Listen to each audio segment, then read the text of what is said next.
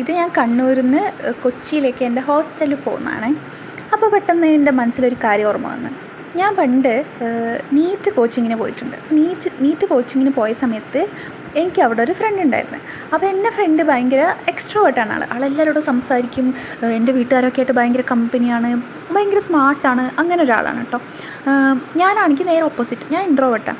എനിക്കങ്ങനെ പെട്ടെന്ന് ആൾക്കാരോട് പോയി സംസാരിക്കാൻ പറ്റില്ല. എനിക്ക് അറിയുന്ന ആൾക്കാരോട് ഞാൻ സംസാരിക്കൂ, ഞാൻ ചിരിക്കുകയൊക്കെ ചെയ്യും. പക്ഷേ അങ്ങനെ സംസാരിക്കാനോ, പിന്നെ എന്നെ പൊതുവേ കണ്ട അപ്പിയറൻസ് നമുക്കൊരു സ്മാർട്ട്നെസ് തോന്നില്ലേ, അങ്ങനെയൊന്നുമില്ല കേട്ടോ എന്നെ കാണുമ്പോൾ.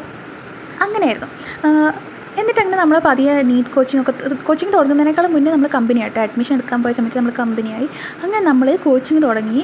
അവിടെ പോയിട്ട് കുറച്ച് ക്ലാസ്സൊക്കെ കഴിഞ്ഞ് നമ്മളോട് ക്വസ്റ്റ്യൻസൊക്കെ ചോദിക്കാൻ തുടങ്ങി. നമ്മൾ വായിക്കാൻ പറഞ്ഞ് ഒരു ദിവസം അങ്ങനെയൊക്കെ ചെയ്യാൻ തുടങ്ങിയപ്പോൾ എനിക്കൊരു കാര്യം മനസ്സിലായി. ഇവളോട് സാറ് വായിക്കാൻ പറഞ്ഞപ്പോൾ ഇവൾക്ക് വായിക്കുമ്പോൾ ഭയങ്കര ടെൻഷനായി. ഇവൾക്ക് വായിക്കാൻ പറ്റുന്നില്ല. അതുപോലെ എന്തെങ്കിലും ഇൻട്രാക്ട് ചെയ്യാൻ, ഇപ്പോൾ ഫോർ എക്സാമ്പിൾ നമുക്കൊരു ഫോർമലായിട്ട് ഒരു സ്റ്റേജിൽ കയറി ഒരു കാര്യം പറയാനോ ഒരു പ്രസൻറ്റേഷൻ ചെയ്യാനോ അങ്ങനെയൊന്നും ചെയ്യാൻ പറ്റുന്നില്ല. അപ്പോൾ ഒക്കെ ഭയങ്കര ടെൻഷനാവും.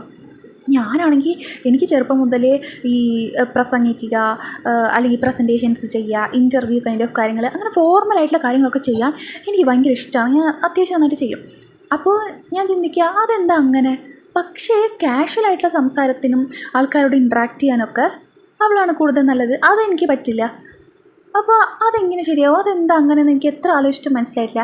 ഇനി എല്ലാ ഇൻട്രോവേർട്ടഡ് ആയിട്ടുള്ള ആൾക്കാരും ഇങ്ങനെയാണോ, ഇനി എല്ലാ എക്സ്ട്രോവേർട്സും ഇങ്ങനെയാണോ എന്നൊന്നും എനിക്കറിയില്ല. ഇതങ്ങനെ ബ്ലെയിം ചെയ്യാൻ വേണ്ടി പറഞ്ഞതൊന്നുമല്ല കേട്ടോ. എനിക്കുള്ള നെഗറ്റീവും അവൾക്കുള്ള നെഗറ്റീവും രണ്ടും ഞാൻ പറഞ്ഞതാണ്. ഇനി നിങ്ങളെല്ലാവരും എക്സ്പീരിയൻസ് ഇങ്ങനെയാണോ എന്ന് നിങ്ങളൊന്ന് ശ്രദ്ധിച്ച് നോക്കണം.